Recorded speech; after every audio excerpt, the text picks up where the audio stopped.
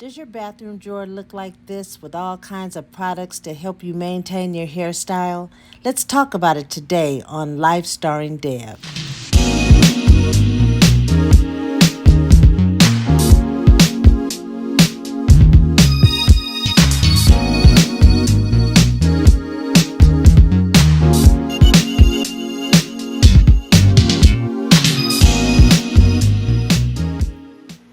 So, hey everybody, this is Deb, and welcome to another episode of Life Starring Deb. I'm so glad that you tuned in today, and if this is your first time, I want to welcome you to my channel, and I hope that you will come back and bring a friend. So, today I am going to be talking about what's up underneath this hat: hair. And if you know, like I know, anytime our hair is not doing what it's supposed to do, we'll put on a cap, we'll put on a scarf, sometimes we put on a wig, or we'll do something. Because, like you know, if our hair ain't right, ain't nothing right. It doesn't matter how our makeup looks, it doesn't matter what we have on. If our hair is not doing what it's supposed to do, we just don't feel complete. So I get asked a lot, how do I maintain my hair? How do I keep my gray shining and not looking dull? Who cuts my hair? Who styles my hair? So today I'm going to show you a very easy way to maintain your hair at home by yourself. It'll save you a lot of time. It'll save you a lot of money. Now listen, shout out to the hair salons. I go as often as I can. But with my schedule, sometimes I just can't get there. So I still need to be able to maintain my hair at home and keep it looking fly and keep it looking appropriate and to keep it healthy.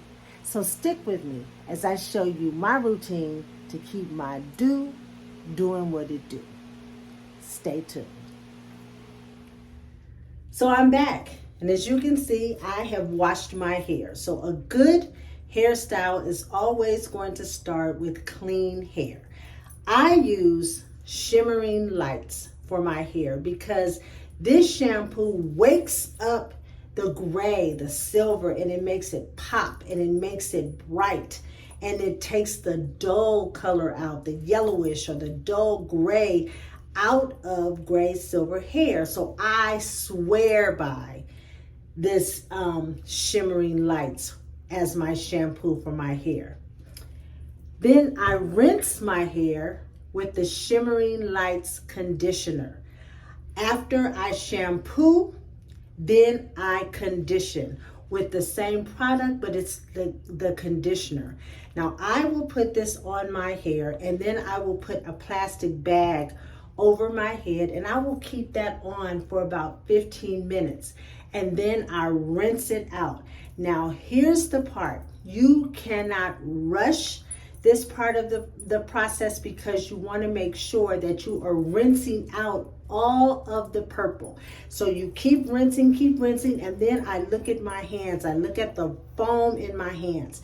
If my hands still look purple, if they have streaks of purple, then I know that there's still purple in my hair. So I will continue to rinse and rinse and rinse until all of the purple is gone and it just shows white foam in my hair. And then I know that all of the purple is gone. So I've rinsed it out completely. And then I get out and then I towel dry. Now, it's not soaking wet. Usually if it's soaking, dripping wet, then I will take my towel and get some of the excess water off. But I definitely want it to be wet for this next part. Now, the next part is the mold. I mold my hair. Now, what I'm going to use for that is some mousse and some strips, some molding strips for my hair.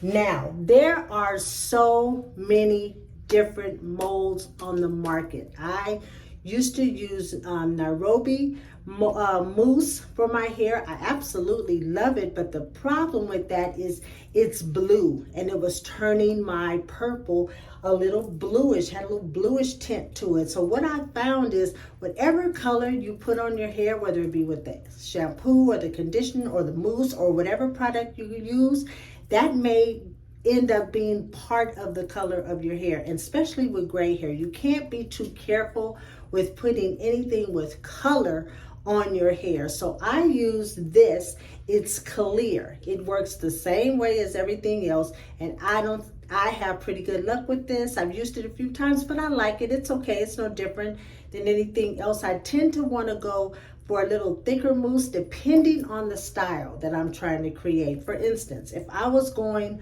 for the wet curly look, I would probably want a mousse that's a little bit thicker because it will help to maintain the style. And basically, I would do exactly what I just did. I would wash my hair until it was wet. Then I would take some of this mousse and I would put on my hair. I'd brush it through, and then I'd take my fingers and kind of work it a little bit in, you know, creating a little bit of a curl pattern or whatever, and then I'm ready to roll. That's how I would do if I was doing the wet and go kind of look. But I'm not going to demonstrate that today. I'm going to demonstrate the straighter version, which I have been wearing consistently for a while. So again, I'm going to use mousse for that. So I'm going to start off with a comb with a narrow tail at the end, and that helps with the part.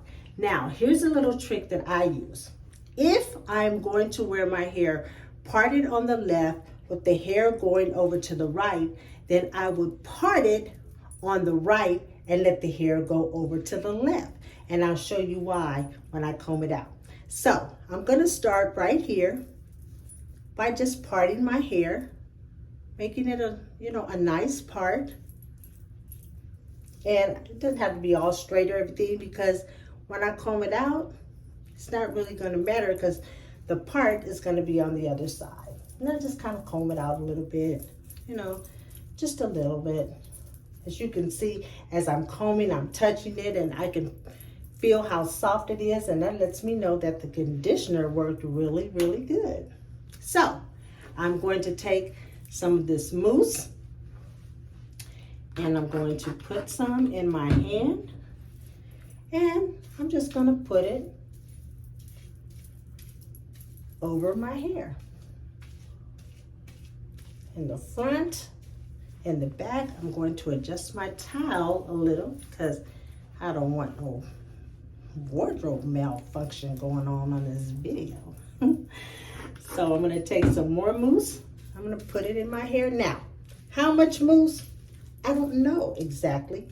I just put it on until I'm comfortable. Now, some of the professionals might say that's not enough. Others might say it's too much. I don't know. I just do what I feel. Now, during this part of it, I could make a little finger wave type little design over here. I could do something a little funky on my sides if I wanted to. I could, comb it all back, but I'm just gonna go for something simple. Side part with a little swoop.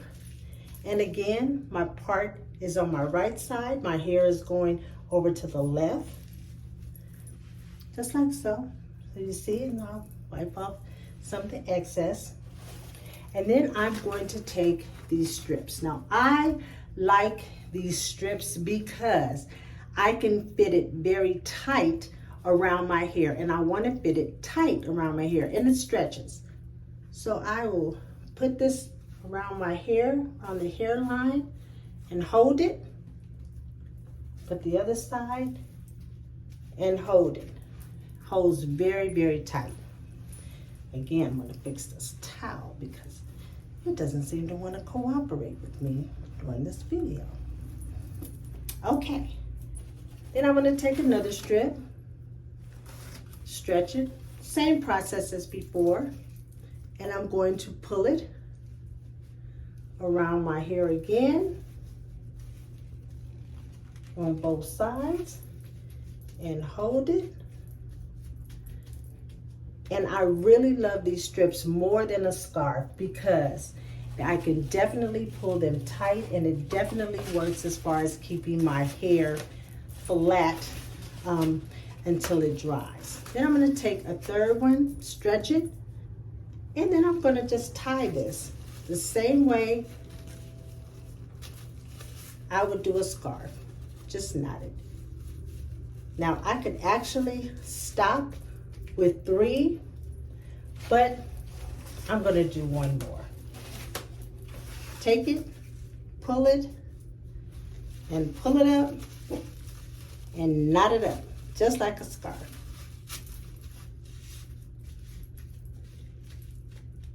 Now, at this stage, you could then get under the dryer. If you have a bonnet dryer, you could get under the dryer for about 45 minutes to an hour until your hair is completely dry. It's hot. I don't own a bonnet dryer. I don't need a bonnet dryer. I'm not going anywhere. So I'm just going to let my hair dry naturally by itself. I'm not going to get under the dryer. I may sit down and watch TV. I may lay down. I might clean up. Whatever it is, I'm going to leave this on my hair until my hair completely dries, and then I will show you the next step. So stay tuned. Okay, so I'm back, and I'm going to finish showing you how I keep my doing what it does. So at this point, I'm going to remove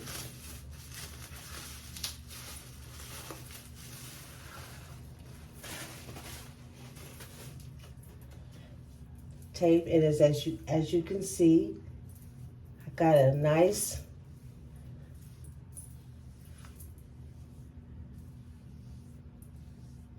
mold on my hair. And now I'm going to use this comb. This is the wide tooth comb, and I'm going to use this comb because this comb will help to give me the volume that I'm looking for this particular hairstyle. So I'm just going to run the comb through the hair a little bit. Now remember when I said that I have a part on this side, and I molded it to the left. Now I could easily take this hair and I could move it over to the other side if I want to give it another look there. It's good and dry now.